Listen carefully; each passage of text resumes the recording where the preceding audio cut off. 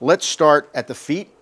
Some clients will need leg work, pelvic work, so you would spend a lot of time down here. Here's the retinaculum.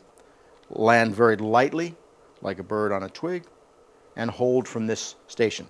My legs are up against the table so that I'm not using a lot of the energy to hold myself in that position, and I'm kind of in zero gravity.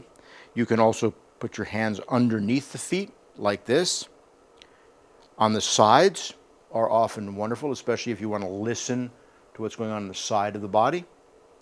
And underneath the calcaneus, cradling it like this.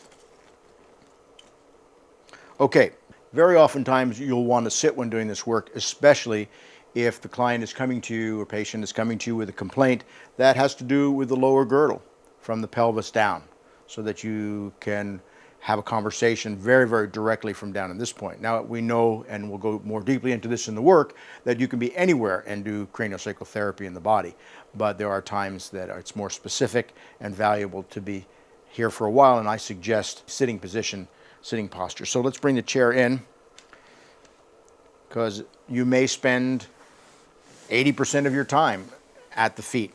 So again, retinaculum, side, calcaneus, and there are techniques that use these specific holds, especially when we're working with connective tissue and the joints, that we'll do from a seated position. So these are, and you can see my elbows are resting comfortably again, zero gravity, and these are essentially, again, the positions that you want to hold, but from a seated position.